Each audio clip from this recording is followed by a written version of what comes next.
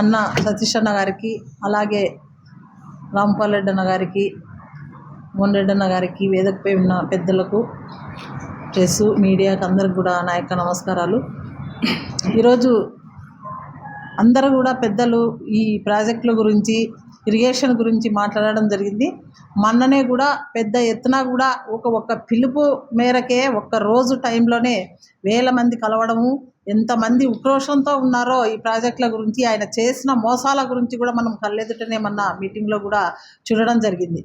ఎందుకంటే చాలా పాపం, రైతే రాజని ఆనాడు రాజశేఖర రెడ్డి గారు కాలినడకన రాష్ట్రంలో ఎక్కడ ప్రాజెక్టులు పెడితే ఎక్కడ బెనిఫిట్ అవుతారు రైతులు, ఎక్కడ మనం న్యాయం చేస్తామని చెప్పేసి అంతా కూడా పాదయాత్ర ద్వారా తెలుసుకొని, మాకైతే ఈరోజు కృష్ణగిరి మీదుగా హంద్రనీవా పోతుందంటే ఈరోజు అక్కడికి వెళ్ళినామంటే కూడా ఆయన రూపురేఖలు ఆయన స్మరించుకొని మానవుడే ఉండడు.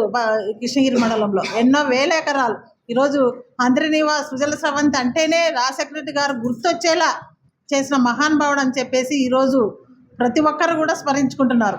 ఏ ముఖ్యమంత్రి అయినా అలాగా ప్రాజెక్టుల పైన అలాగా మరి రైతే రాజు అనే విధంగా పనిచేసిన అలాంటి మహానుభావుల్ని ఈరోజు చరిత్రలో నిలబడిపోయిన వ్యక్తి అంటే రాజశేఖర రెడ్డి గారు.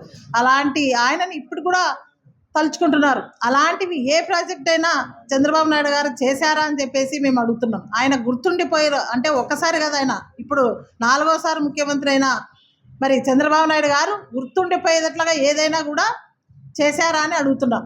దానిపైన ఇప్పుడు లోకేష్ గారు కూడా తెలుసుకోవాలి.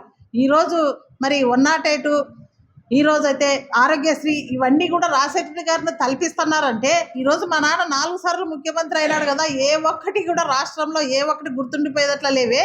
ఏదో ఒకటి చేయాలి, మా నాన్న పేరు గుర్తుండాలని చెప్పేసి దాని మీద దృష్టి పెట్టకుండా ఈరోజు రైతుల్ని కూడా అరోవరమని చెప్పేసి ఈరోజు మరి సతాయింపులకు గురి చేస్తున్నారు. మరి తాగనికి డ్రింకింగ్ వాటర్ కానీ తాగునీరు కూడా ఈరోజు మీరు రాయలసీమకు అన్యాయం చేస్తున్నారే. అవన్నీ కూడా లోకేష్ గారికి అన్న కనీసం లేదా రెడ్ బుక్ అనుకుంటా, రెడ్ బుక్ రాజ్యాంగం అనుకుంటా ఎంతసేపు ఉన్నా మరి మీరు 164 సీట్లు వచ్చినాయి మావని చెప్పేసి ఎగేసుకొని తిరుగుతున్నారే. మరి మేము ఒకటే అడుగుతున్నాం, మాకు 11 సీట్లు వచ్చినాయని చెప్పేసి మీరు ప్రతిసారి ప్రతి దాంట్లో మాట్లాడుతుంటారు. ఆ 11 సీట్లు వచ్చిన వాళ్ళపైన మీరు దృష్టి పెట్టినారు, కానీ మీరంతా కలిసి రాష్ట్రానికి ఏదైనా చేయాలి, మా నాన్న పేరు ఏదైనా నిలబెట్టాలని చెప్పేసి ఏదైనా కానీ చేశారా అని మేము అడుగుతున్నాం. ఏదైనా చూసుకోపో దేవుళ్ళ పైన ఇందాక పెద్దలంతా మాట్లాడడం కూడా జరిగింది.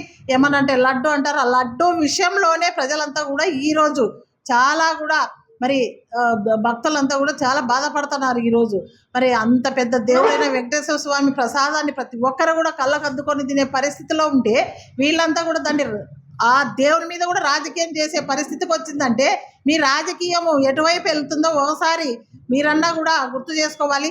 సనాతన ధర్మం అనుకుంటా పవన్ కళ్యాణ్ గారు కూడా ఎక్కడ పడితే అక్కడ మాట్లాడడం ఆయన మాటల వరకే పరిమితం ఉంది, కానీ మరి ఒక్కటన్నా కూడా ఆయన ప్రశ్నిస్తున్నారా, మేము అడిగిన దాంట్లోకి సమాధానం ఇస్తున్నారా అని అడుగుతున్నాం.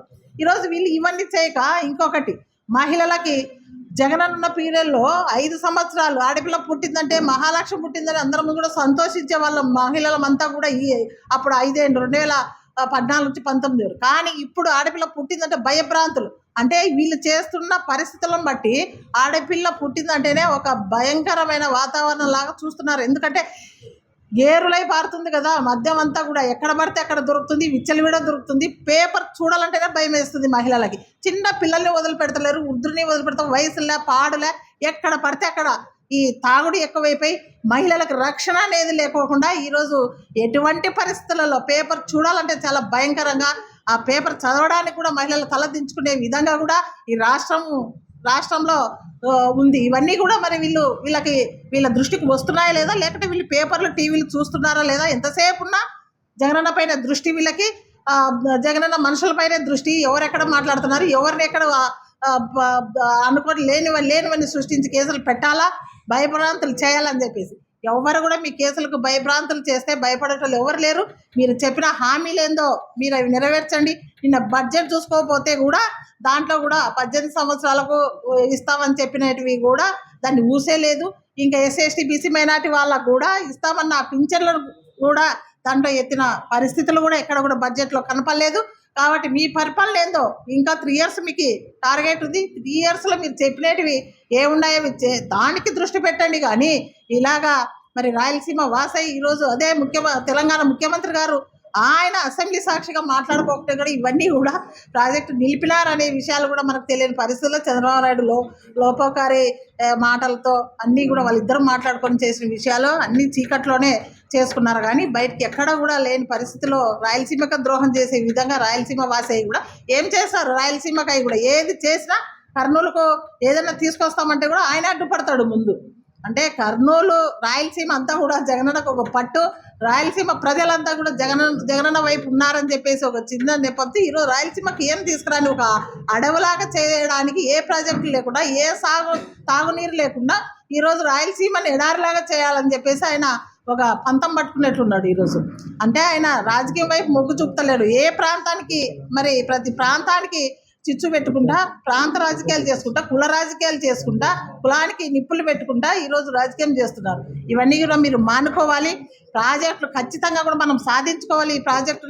ఈ ప్రాజెక్టులు వస్తేనే మన రాయలసీమ బంగారు రాయలసీమ లాగా తయారవుతుంది. రైతులంతా కూడా 2-3 పంటలు పండించుకొని మరి ఆ కుటుంబాలన్నీ కూడా మరి రైతే రాజులాగా అన్నాడు రాజశేఖర రెడ్డి గారు ఎలా చెప్పారో ఆ విధంగా కూడా మనమంతా కూడా ఉండాలని చెప్పేసి రైతన్నలందరికీ కూడా మరి దీంట్లో అందరూ కూడా కనుమేలుకొని దీన్ని ఇంకా కూడా మనం ఉధృతం చేసుకొని మన ప్రాజెక్టులు ఏవైతే ఏ విధంగా వాటర్ సాధించుకోవాలో ఆ విధంగా కూడా మనం ముందుకు రావాలని చెప్పేసి నేను ఈ కూటమి నాయకులకు అందరికీ కూడా మీరు ఏవి చెప్పారో ఎలక్షన్ల కంటే ముందు అన్నీ నెరవేర్చండి కూడా మేము చాలా ఇంకా ఉధృతపూర్వకం చేస్తాం వైసీపీ తరఫున అని చెప్పేసి తెలియజేస్తున్నాను.